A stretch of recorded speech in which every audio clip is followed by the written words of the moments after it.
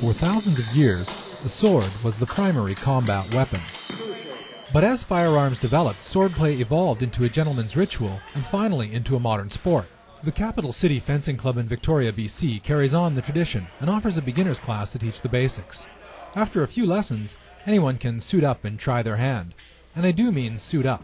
Fencing uses some specialized gear that makes it quite unique. The competition weapons are electric. A body cord runs down the fencer's sleeve and is plugged into the foil. This foil has a pistol grip for better point control.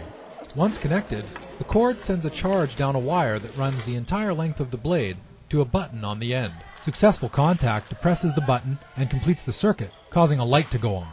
The protective jacket is made out of the same material as bulletproof vests, and over this goes a vest or lame of conductive material to register the hits. The fencers then plug into the scoring machines and test their weapons to ensure everything is hooked up correctly. After a formal salute, the masks come on and the bout begins. And 1, 2, 3, 4, 5 points later, I lose. It's an individual sport like things like karate and that kind of thing. It's not a team sport. And so one of the things I found attractive about that was that it was very personal. It's very much you are responsible for yourself and that's it. It's a bit of a mind game. There's that adrenaline immediately there, and every point is so fast. Everything happens so quickly that I find with a lot of other sports, there's time to sit back and think about the strategy and to look at the layout of the game. With fencing, it's so much more immediate that I find that gives you much more of an adrenaline rush. The basic moves you can learn quite quickly in fencing. So a beginner's course of 10 lessons, and you've got most of what you need to do to fence.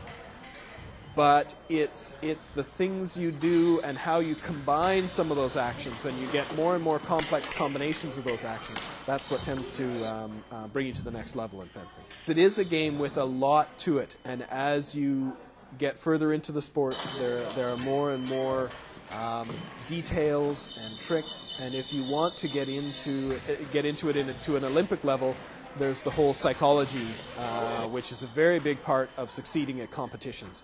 And that takes an experienced coach. You'll hit plateaus in your ability where you just don't seem to be learning something new, and it's going to take somebody to look at your fencing and see the things you're doing, and they'll be able to analyze that and say, okay, you're doing these things really well, now try this, and suddenly your fencing will jump. And it's quite noticeable. I think it happens to everyone as they learn fencing. One thing that is hurting it, I think, is televising of sports. And the fact that fencing is very, very fast, and it's very, very hard to see what's going on and to understand what's going on from a novice point of view, from someone who's not done it before.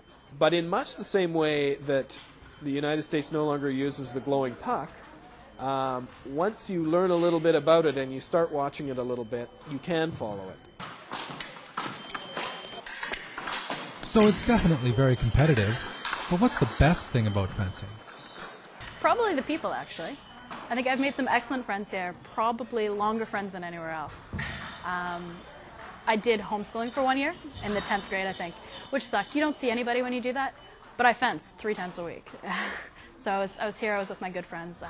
I did a camp in Summerland 2 years in a row. We spent a week with a whole bunch of kids. The youngest was probably 10, and we had up to we had Ruth. She was an 80-year-old fencer. So we had 10 from 80. Fantastic people to meet. And we're up there, we're fencing, we're running every morning, we're playing soccer. So yeah, I think awesome people fence. Right now I'm sort of an informal armorer. It requires a rudimentary understanding of circuitry. The boxes sometimes break, the foils break. There's a lot of different parts, there's a lot of different manufacturers. It really helps to have someone who knows and is familiar with all of them sort of put it together. I think I've spent some nights fixing gear more than fencing, which is very bad for my fencing. But it's really important, especially when someone's traveling to nationals the next day. But I'd be lying if I didn't say that was also a draw, fixing the equipment. I really enjoy it. I want to become an electrical engineer, so this has sort of fueled my enthusiasm for that. Fencing's pretty cool. A lot of fencers die still fencing of old age. It's not a sport that you actually run out of.